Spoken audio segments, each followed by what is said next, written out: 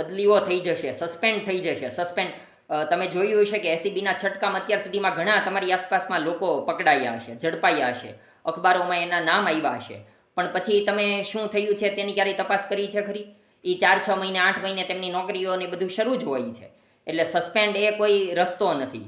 આપણી માનસિકતા લોકોમાં જ્યાં સુધી ફેરફાર નહીં થાય ત્યાં સુધી આ સુરતની ઘટના હોય કે રાજકોટની ઘટના હોય કે મોરબીની ઘટના હોય એ બધું બનતું જ રહેવાનું છે. જ્યાં સુધી ભ્રષ્ટાચાર સિસ્ટમમાં છે. આપણે તો નાનપણથી એવા નિબંધો લખતા આવ્યા છીએ કે ભ્રષ્ટાચાર એ જ શિષ્ટાચાર. એ નિબંધો લખાતા આવ્યા એને 20, 25, 30, 50 વર્ષ થઈ ગયા હશે, પણ એ સિસ્ટમમાં કોઈ પણ પ્રકારનો ફેરફાર નથી થયો, અને તેના માટે જવાબદાર પણ આપણે જ છીએ.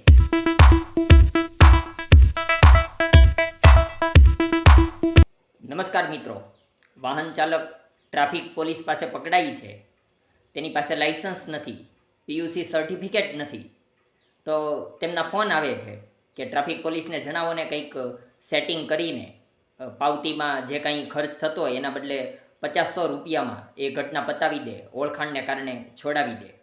નિયમ પ્રમાણે કાર્યવાહી થાય તો વધારે ખર્ચ થશે, પણ નિયમ વિરુદ્ધ થઈને 50-100 રૂપિયામાં પતાવી દો ને.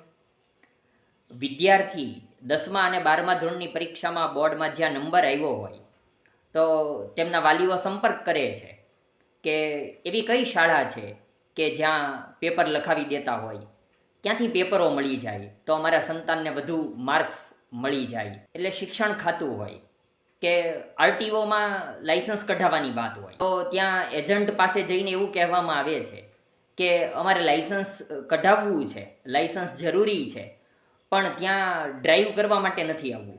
એવું કંઈક સેટિંગ, એવો કંઈક વહીવટ હોય તો જણાવો ને, કે ત્યાં ડ્રાઇવિંગ કર્યા વિના, ડ્રાઇવિંગ માટે ટેસ્ટ આપ્યા વિના અમને સીધું લાઇસન્સ મળી જાય. જે એનો ખર્ચ થાય તે અમને જણાવો.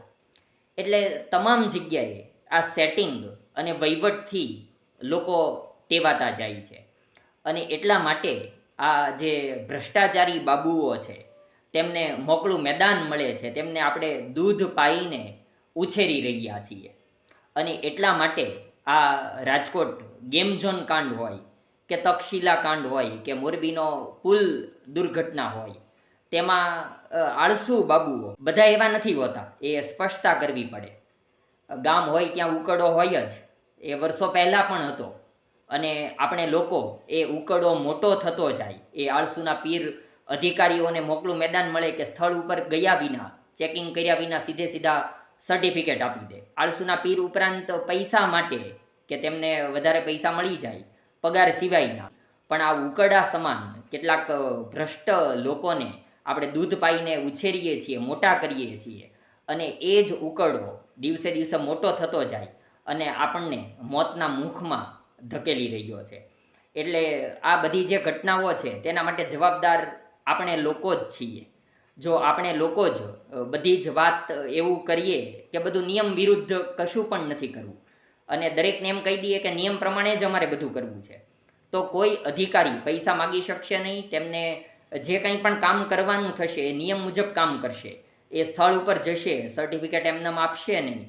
એટલા માટે એવું કહેવું જોઈએ કે બધી જ ઘટનાઓમાં દોષિત લોકો છે. અને નાનપણમાં જ જો પરીક્ષાના પેપરો લખાવવામાં શિક્ષકો સંડોવાયેલા હોય, પોતાની શાળાનું કે પોતાના વર્ગનું રિઝલ્ટ નીચું આવે, એમનો ગ્રેડ નબળો આવતો હોય છે, એટલે ત્યાંથી જ જો પેપરો લખાવી દેવામાં આવે, વાલીઓ પણ તેમાં જોડાયેલા હોય, સેટિંગ શોધતા હોય, વાલીઓ પણ આરટીઓમાં કે પોલીસ ખાતામાં, ઇવન જેલના કેદીઓ જે હોય છે તેમને પડીકીઓ આપવાના ભાવ એક દિવસ અખબારમાં આવ્યા હતા કે તેમને ચા પાણી પહોંચાડી દેવું, તેમને વ્યસનની જે કાંઈ ગુટખા પડીકાઓ હોય તો એ પહોંચાડવું, તો એના અલગથી ભાવ હોય છે. એ બધું સેટિંગ વહીવટ છે. એટલા માટે આપણે કર્મચારીઓ, અધિકારીઓને બગાડી રહ્યા છે. બાકી તો કેટલાક કર્મચારીઓ, અધિકારીઓ એવા પણ છે. હું તમને હસમુખભાઈ પટેલ સાહેબની વાત કરું, ભાવનગરના ડીએસપી હતા. પ્રસંગ એવો હતો કે તેમને એવું જણાવવામાં આવ્યું કે સાહેબ અહીંયા વૃક્ષારોપણ કરવાનું છે, તો આવો ને તમે અમારી સાથે ફોટોગ્રાફી કરાવો ને. તો સાહેબે કહ્યું કે આ વૃક્ષ તો હું વાવી દઉં અને એનો હું ઉછેર નથી કરવાનો, એટલે માત્ર ફોટો સેશન માટે આ વૃક્ષારોપણ નથી કરવું. તમે લોકો જે પ્રવૃત્તિ કરી રહ્યા છો એ પ્રશંસનીય છે, મારી શુભકામનાઓ છે, પણ આ ફોટો સેશન માટે કામ નથી કરવું. હસમુખભાઈ પટેલ સાહેબની નિષ્ઠા વિશે આપણે જાણીએ છીએ. આવા તો કેટલાય કર્મચારીઓ, અધિકારીઓ છે કે જે મૂક સેવકની જેમ ખૂબ નિયમ પ્રમાણે પોતાનું કામ કરી રહ્યા છે. પણ આ જે વાત થઈ તેમ ગામ હોય ત્યાં ઉકરડો હોય અને એ ઉકરડાને આપણે મોટો કરી રહ્યા છીએ અને એટલે આ બધી ઘટનાઓ બની રહી છે.